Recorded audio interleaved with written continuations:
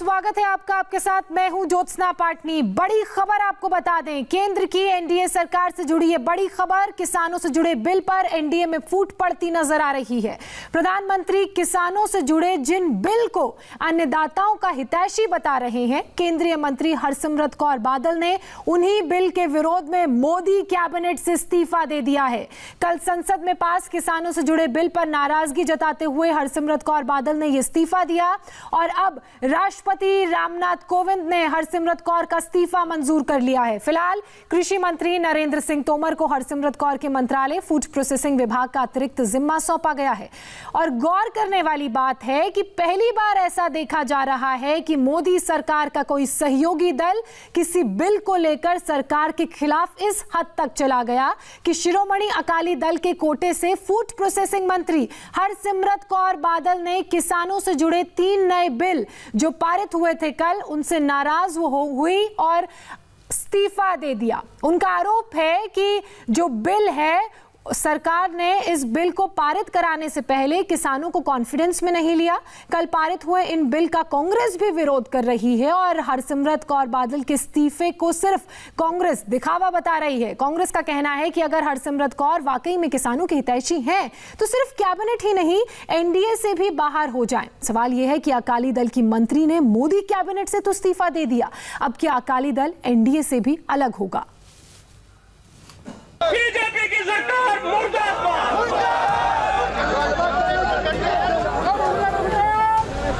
जनमाने झंडे से मारेगा डंडे से। आज मैं उस सरकार का हिस्सा नहीं होना चाहती थी जिन्होंने इनकी शंकाओं को दूर करे बिना ही इस ऑर्डिनेंस को पास करने का काम किया है। इसलिए मैंने अपने पद से, मंत्री पद से इस्तीफा दिया। और इस ऐलान के साथ 3 दशकों के रिश्तों में भूचाल आ गया। 1996 से बीजेपी और अकाली दल साथ साथ थे, लेकिन कल पहली बार दोस्ती की दीवार गिर गई। किसानों के लिए केंद्र सरकार संसद में 3 बिल लेकर आई थी, लेकिन जैसे ही बिल पास हुआ, संसद से बाहर आकर मोदी कैबिनेट में शामिल शिरोमणि अकाली दल के नेता और केंद्रीय खाद्य प्रसंस्करण मंत्री हरसिमरत कौर ने अपने पद से इस्तीफे का ऐलान कर दिया। उनको आश्वासन देना, उनको भरोसा देना और उनको आश्वस्त करना कि उनकी शंकाओं को एड्रेस करना, ये एक मेरा नैतिक फर्ज और सरकार का फर्ज बनता था।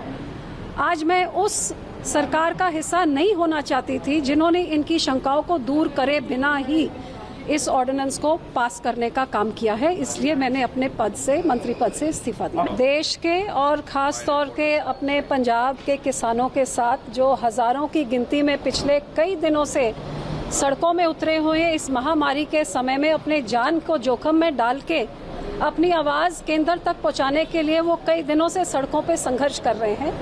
उनकी मांग और हमारी मांग भी सिर्फ यही थी कि जो उनकी मन में शंकाएं हैं इस ऑर्डिनेंस के खिलाफ, पंजाब के किसानों की इच्छाएं, पंजाब के किसानों का आदेश, पंजाब के किसानों की जरूरतें और पंजाब के किसानों के जज्बात को हरसिमरत कौर ने अपने इस्तीफे के साथ जोड़ दिया।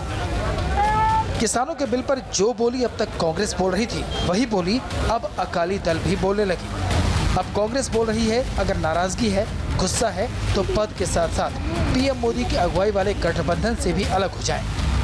इस देश की मर्यादा है जय जवान जय किसान, पर मोदी जी के शासन में मर किसान मर जवान में उसे तब्दील कर दिया गया है। काश मोदी जी और नरेंद्र तोमर जी हमारे सम्मानीय हैं, काश वो अगर जमीन जोतते तो जानते कि जब आप किसान का मूल्य जमीन दोनों छीन लेंगे, जब न्यूनतम समर्थन मूल्य छीन लेंगे, जब आजीविका छीन लेंगे, तो कैसा महसूस होता है। दरअसल लॉकडाउन के दौरान 5 जून को केंद्र सरकार किसानों और कृषि को लेकर 3 अध्यादेश लेकर आई थी। सरकार संकेत दे चुकी थी कि मानसून सत्र में अध्यादेशों को संसद में पेश करेंगे। पहला bill the farmers produce trade and commerce 2020 है। दूसरा bill the farmers agreement of price assurance and farm services bill 2020 है, जबकि तीसरा the essential commodities amendment bill 2020 है।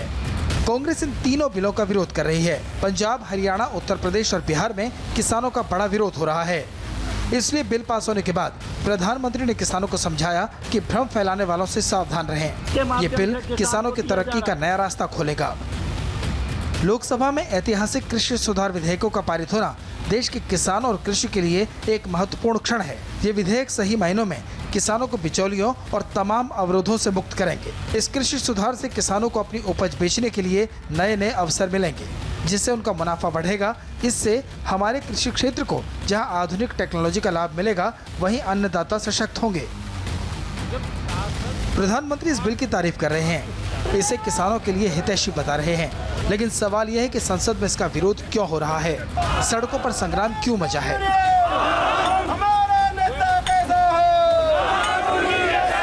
प्रधानमंत्री के समझाने के बाद भी बवाल क्यों हो रहा है?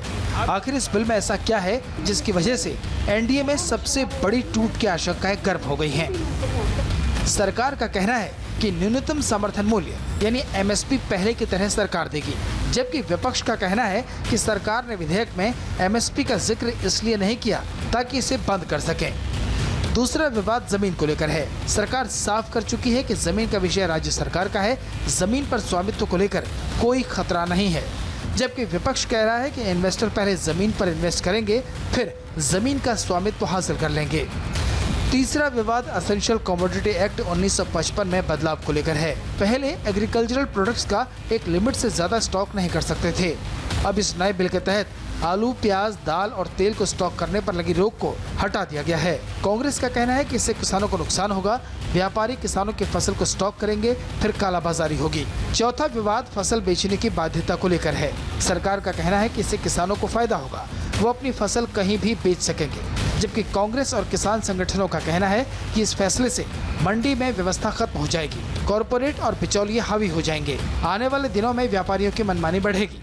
सरकार का ये कहना है कि जो कुछ भी किया जा रहा है वो सब कुछ किसानों के हित में किया जा रहा है और फार्म सेक्टर को क्योंकि इकोनॉमिक पुश देना था, उसलिए ये किया जा रहा है। जैसे पहली बात कि जो ये बात कही जा रही है कि न्यूनतम समर्थन मूल्य यानी कि एमएसपी खत्म कर दिया जाएगा, ऐसा बिल्कुल नहीं होगा, बल्कि किसानों के लिए एक दूसरा ऑप्शन ये रहेगा कि अगर वो एमएसपी से बेहतर बाजार उन्हें बाहर मिल रहा है तो वहाँ पर जाकर अपने प्रोडक्ट को बेच सकते हैं, ताकि उन जो मूल्य है उन्हें उचित मूल्य मिल सके, ज़्यादा बेहतर मिल सके।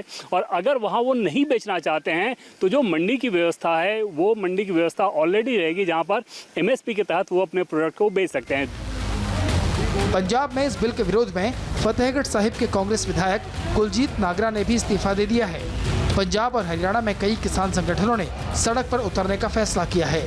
तमाम विरोधाभासों और महत्वाकांक्षाओं के बीच बीजेपी और अकाली दल साथ साथ चलते रहे, लेकिन जैसे ही लोकसभा में इस बिल पर मुहर लगी, 3 दशक की दोस्ती में दरार आ गई।